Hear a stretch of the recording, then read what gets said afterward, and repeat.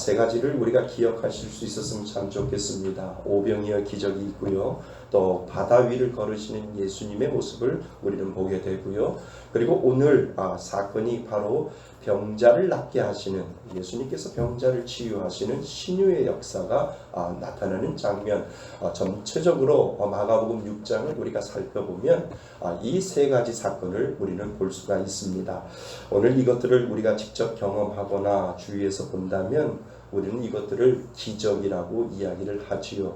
어떻게 예수님께서 오병이어 기적을 일으키셨는지, 또 많은 사람들을 살리시고 먹이시는 일들, 그리고 예수님께서 바닷가를 거니시고 바다 위를 걸으시고, 그리고 아픈 자들을 낫게 하는 이러한 것들이 오늘 우리 두 눈에 보여진다면 우리는 그것도 기적이라고 우리가 이야기할 수 있습니다. 오늘도 우리들에게 이런 기적들이 일어날까요? 오늘도 우리들이 살아가는 이 땅에 우리들에게도 이러한 기적들이 분명히 일어납니다. 물론 똑같지는 않지만 오늘날 우리에게도 크고 작은 기적들이 보여지게 되는 것을 우리는 알게 됩니다. 우리가 때로는 그것을 이해하지 못하고요. 우리는 때로는 그것을 설명하지 못해도 하나님은 늘 우리들에게 그러한 모습들을 보여주는 것, 그것이 바로 믿음이고, 그것이 바로 신앙이고, 그것이 바로 하나님이 우리들의 삶 속에서 깊숙이 개입하셔서 말씀하여 주신다라고 하는 사실이기 때문에 오늘도 우리는 그 기적을 믿고 있는 것이지요. 기적하면 우리들의 생각의 틀을 좀 더 넓혀서 우리는 생각해 볼 필요가 있지 않겠습니까?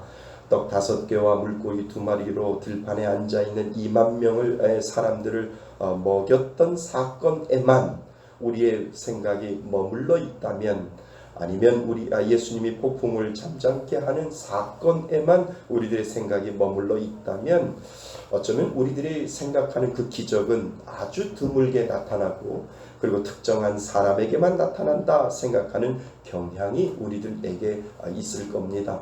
어떻게 예수님께서 오병이어 기적을 오늘도 우리들에게 보여줄 수 있을까? 예수님께서 어떻게 그 기적, 눈먼 자를 눈을 뜨게 하고 안진뱅이를 일으키시게 하는 그 기적이 오늘날도 우리들에게 이루어질 수 있을까라고 우리는 생각할 수 있다라고 하는 거죠.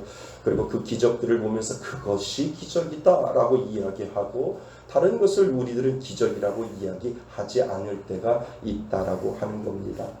하지만 이런 생각에서 우리들의 생각의 폭을 넓혀 오늘날 우리들의 삶과 연관하여 생각한다면 예수님의 기적은 우리들에게도 가까이 있고요. 그리고 크고 작은 우리에게 경험되어질 수 있는 것들이 오늘도 우리들에게 그 기적이 가까이 있다라고 하는 사실을 예수님께서는 성경을 통해서 우리들에게 가르쳐주고 있습니다. 예를 들어 볼까요? 밤새 아이가 아픕니다. 열이 40도를 오르내리고 있어요.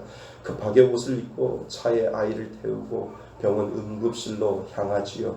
아빠는 운전을 하고 기도하면서 운전을 하고, 엄마는 아이를 안고 기도하면서 아이를 안고 하나님 앞에 기도합니다.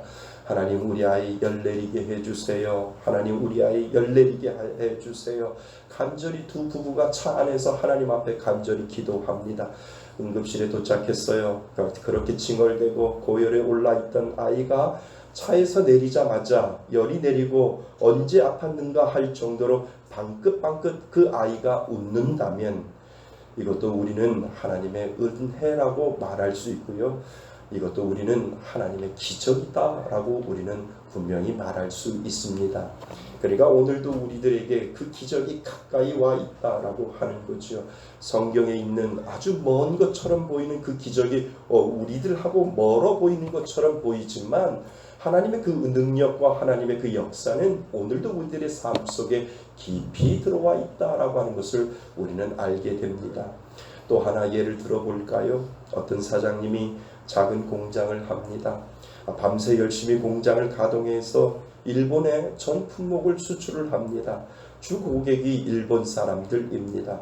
그런데 일본과 한국이 백색 국가 지정 때문에 수출 수입이 얼어붙게 됩니다. 공장을 가동하기가 어려워지고 있습니다.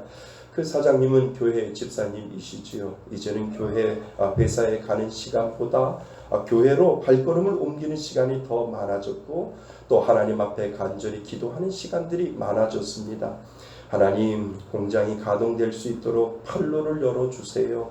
저만 바라보고 있는 우리 직원들, 그리고 그 직원들의 가족들 제가 먹여 살려야 되니 하나님 판로를 열어주세요 라고 그 집사님이 하나님 앞에 간절히 기도했다라고 한다면 그런데 그날도 출근하기 전 교회를 들러 간절히 기도하고 회사에 나가야 되겠다라고 생각을 하고 기도 중에 기도를 하게 됩니다. 교회를 찾아와서 아무도 없는 그 빈자리에 혼자 앉아 하나님 판로를 열어주세요. 공장이 가동될 수 있도록 해주세요 라고 하나님 앞에 간절히 기도하는데 갑자기 핸드폰에 벨이 울리게 되는 거죠.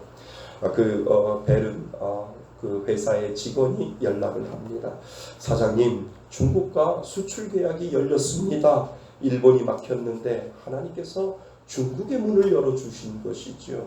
그러니까 그 집사님이 하나님 앞에 간절히 기도해서 하나님, 더 큰 일본이 막혔지만 하나님께서 더 큰 중국 시장을 열리게 해주시니 감사합니다 라고 하나님 앞에 고백하고 회사로 달려갔다면 그것이 오늘날 우리들에게 이루어지는 기적이다 라고 우리는 본다라고 하는 거지요.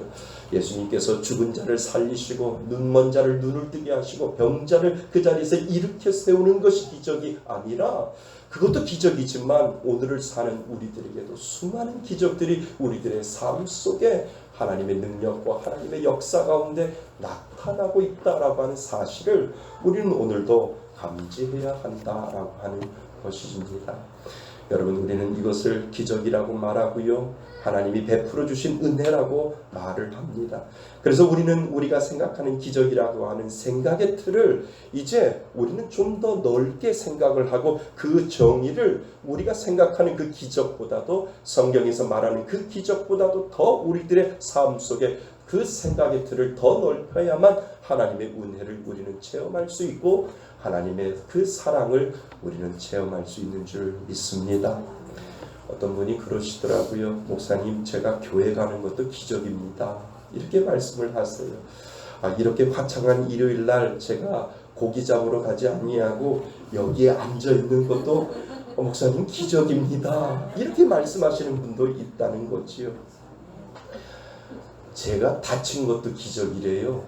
아니 목사님, 축구도 아니고 어떻게 탁구 치다가 인대가 파열이 됩니까? 그건 기적 아니면 이루어질 수 없다라고 하시는 분이 있습니다. 그러니까 저도 기적을 경험하고 있는 거지요. 우리는 우리가 생각하는 기적이라는 생각을 우리 머릿속에서 좀 더 넓게 생각하고 그리고 더 넓게 바라보아야 되는 줄 믿습니다.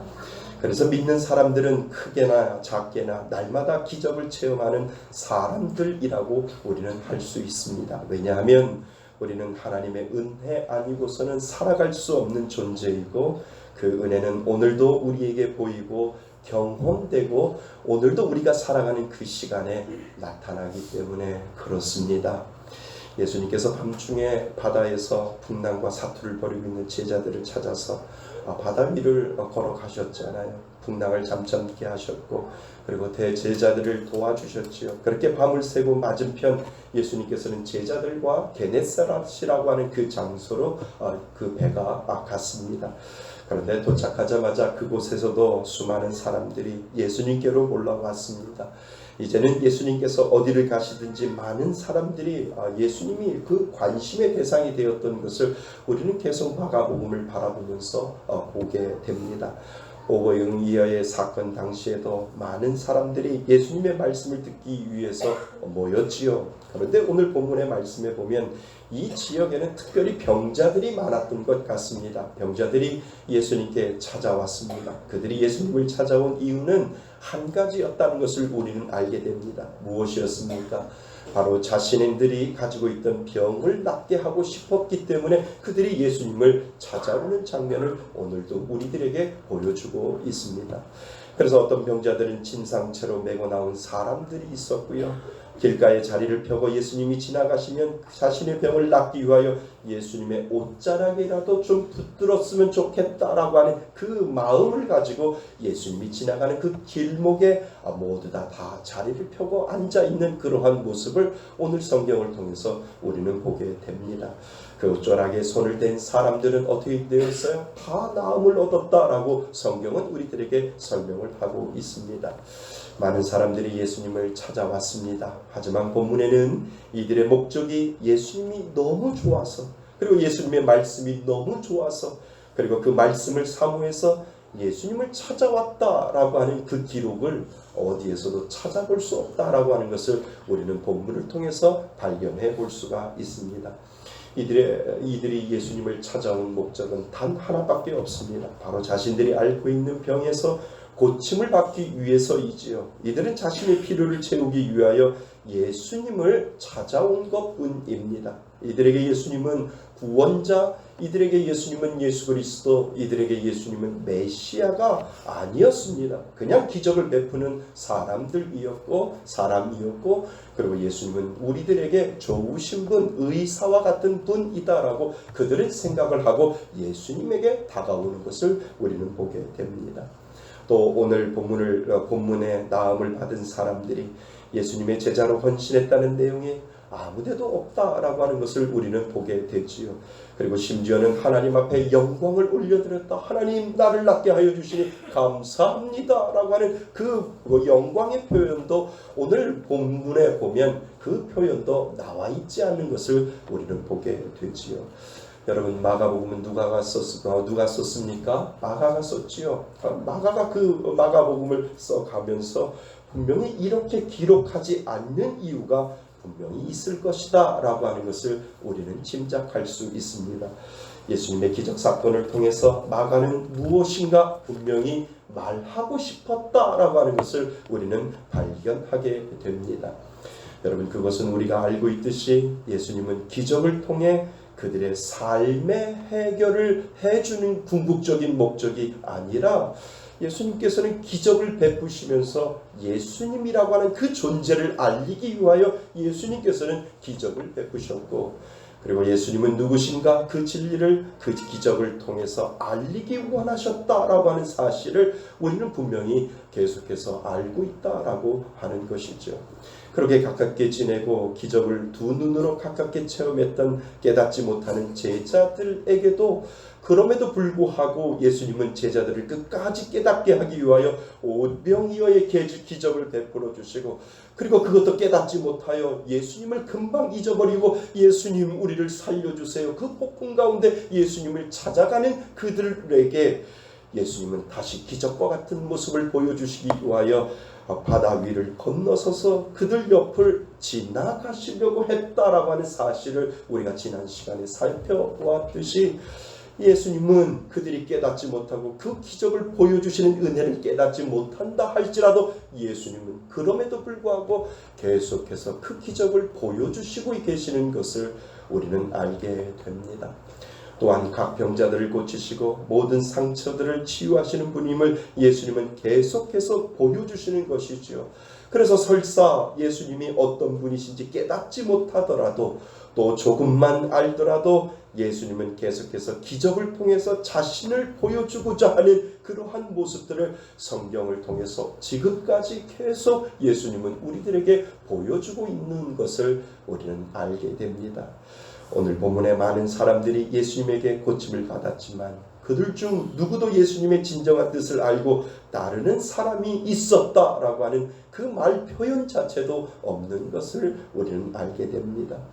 예수님은 유명해지셨지만 한편으로는 그러한 사건들을 겪을 때마다 예수님은 외로움이 더 크지 않았을까라고 하는 생각을 하게 되지요. 왜냐하면 진정으로 자신을 알아주는 사람들이 없었기 때문에 그렇습니다.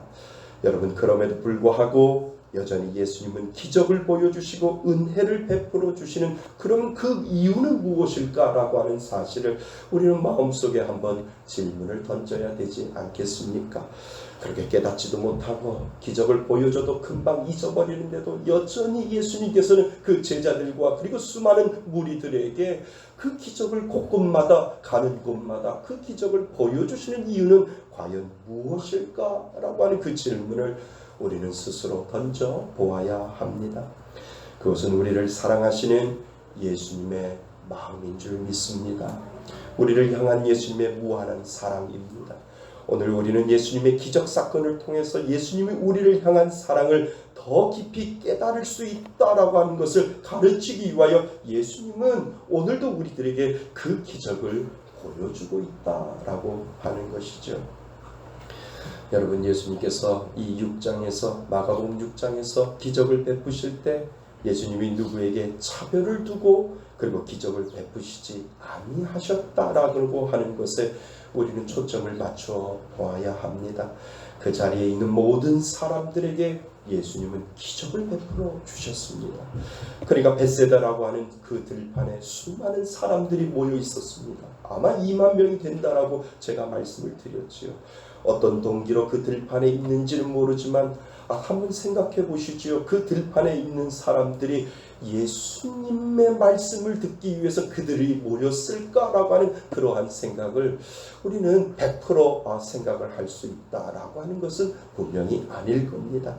사람들이 그저 모여있기 때문에 지나가다가 여기 왜 모여있는데요? 라고 하면서도 그냥 궁금해서 모이는 사람들도 있을 것이고 심심해서 그 자리에 왔던 사람들도 분명히 있을 것이고 사람들이 많이 모여있기 때문에 뭐 가져갈 거 없나? 라고 하는 그 생각을 가지고 그 벳세다라고 하는 들판에 모여있는 사람도 분명히 있을 것이다 라고 하는 생각을 우리는 할 수가 있을 겁니다. 그러니까 예수님은 차별을 두지 아니하고 기적의 빵과 고기를 그 2만 명이 모여있는 모든 사람들에게 누구는 주고 너는 예수님의 말씀을 잘 들었으니까 빵과 고기를 받으라 라고 예수님께서 그렇게 말씀하시지 아니하고 누구는 주고 누구는 안 주고가 아니라 그 자리에 모여있는 모든 사람들에게 그 기적을 경험하게 하고 그 기적을 맛보게 하시는 예수님의 모습에 우리는 초점을 맞추어 보아야 한다는 것이지요. 또 제자들이 배를 타고 갈 때 그들에게 온전한 믿음이 없음에도 불구하고 그들에게 예수님이 찾아갔다라고 하는 겁니다. 그들의 믿음이 충만하여 그들의 믿음이 너무 좋아서 예수님이 그들에게 찾아간 것이 아니라 그들은 부족하고 그들은 연약했지만 그 상황 속에서도 그 믿음이 온전하지 않은데도 불구하고 예수님께서는 바다 위를 건너서서 그들에게 가셨다라고 하는 것에 우리는 또한 초점을 맞추어 보아야 합니다. 그들을 풍랑에서 구해주셨지요. 마찬가지로 수많은 병자들이 자신의 병을 고치기 위하여 예수님 앞에 나왔는데 그 예수님께서 그 중에서 믿음 좋은 사람들만 골라서 병을 고쳐주시지 아니했다라고 하는 겁니다. 하나님, 분명히 예수님을 내가 옷자락이라도 만지면 나는 나을 수 있다라고 하는 그 마음으로 온 모든 사람들은 예수님의 옷자락을 잡는 그 순간부터 그들은 다 성함을 얻었다라고 성경은 되어 있지. 예수님께서는 믿음이 좋고 예수님께서는 믿음이 안 좋고 그리고 예수님께서는 누구는 좋고 누구는 싫어서 선별하여 예수님께서 고쳐주셨다라고 하는 말씀은 오늘 본문에는 전혀 나와 있지 않다라고 하는 것에 우리는 초점을 맞춰야 합니다. 제가 영국에 있을 때 유명한 신유 집회가 있었습니다. 한국에서 꽤 유명한 분이시지요. 이름만 대면 아주 여러분들도 아는 분입니다.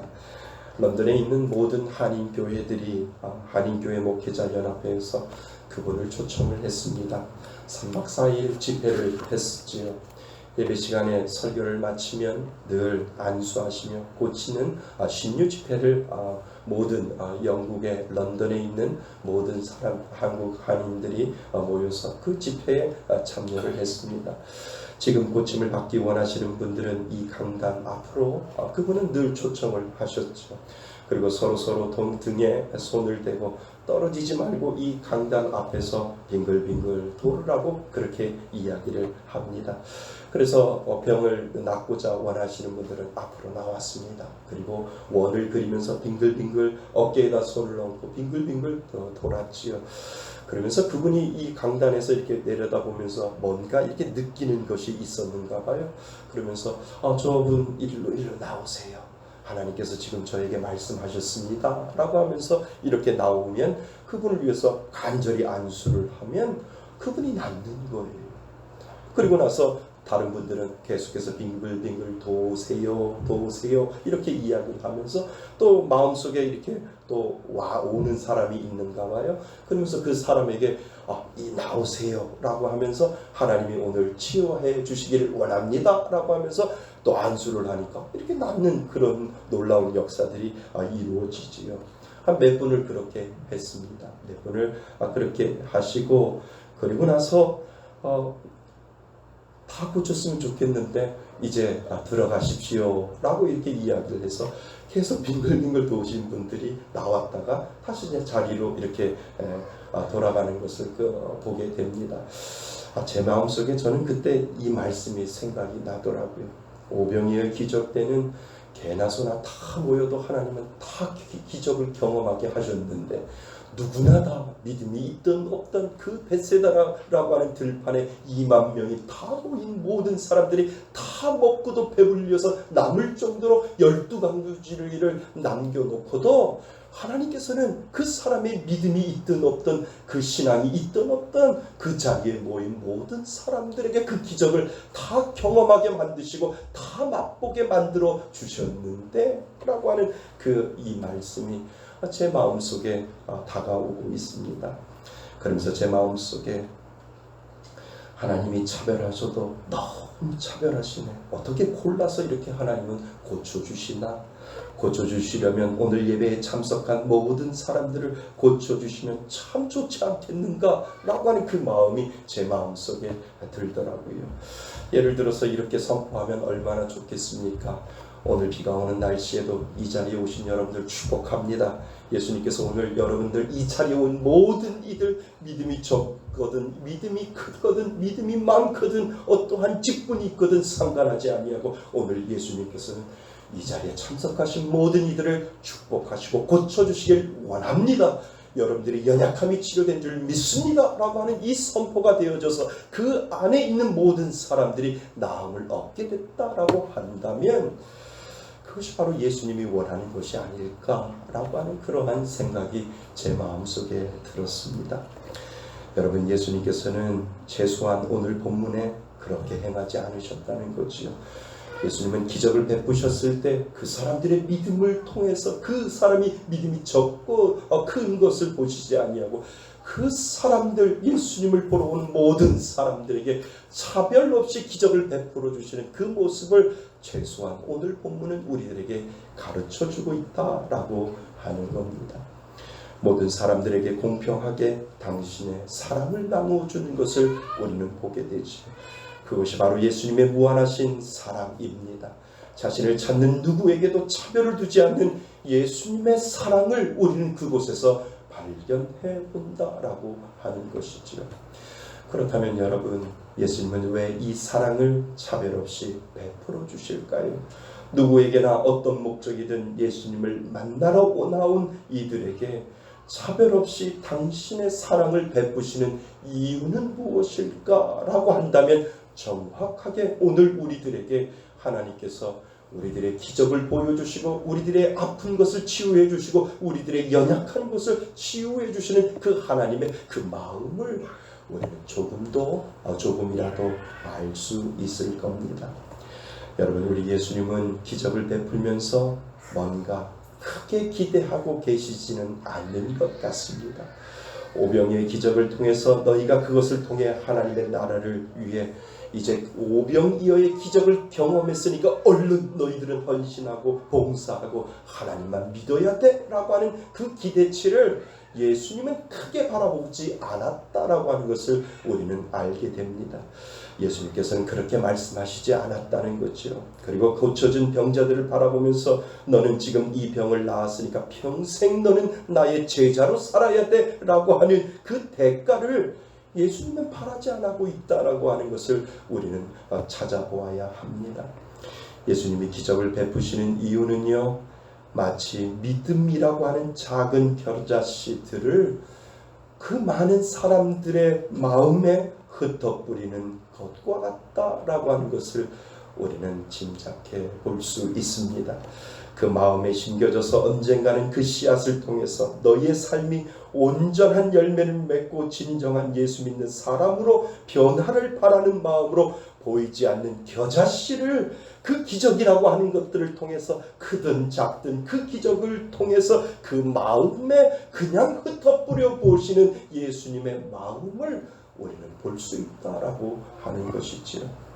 그것이 바로 모든 이들에게 차별 없이 사랑을 베푸시고 기적을 베푸신 우리 예수님의 뜻과 사랑이 있는 줄 믿습니다. 여러분, 바로 기적이라고 하는 것은 그것이에요. 여러분, 예수님은 우리들의 삶에 분명한 기적을 베풀어 주십니다. 근데 그 기적을 베풀어 주시는 이유는 우리들의 삶의 은혜라고 하는 작은 겨자씨를 심어 주시는 거예요. 그리고 그 심어 주시는 것으로 말미암아 지금 그 기적으로 우리들의 신앙에 완전한 변화를 원하시는 것이 아니라 지금도 예수님께서는 크고 작은 은혜 기적들을 여러분들의 마음속에 보여주시고 여러분들의 마음속에 깨닫게 하시고 여러분들의 마음속에 경험케 하여 주셔서 여러분들의 마음속에 그 모든 기적의 씨앗들을 계속해서 예수님께서는 뿌려주고 있다라고 하는 것을 저와 여러분들은 기억해야 될 줄 믿습니다. 그래서 그 기적을 통해서 우리들의 삶에 은혜의 씨앗이 심겨지고 그 씨앗으로 말미암아 우리의 신앙이 점점 더 성장하면서 그 안에서 열매 맺는 것을 예수님께서는 언젠가는 바라본다라고 하는 그 믿음의 은혜를 가지고 그 기적의 씨앗들을 계속해서 오늘도 저와 여러분들에게 뿌리고 있다라고 하는 사실을 우리는 오늘도 기억해야 될 줄 믿습니다. 그것이 바로 우리에게 기적을 베푸시는 하나님의 은혜인 줄 믿습니다.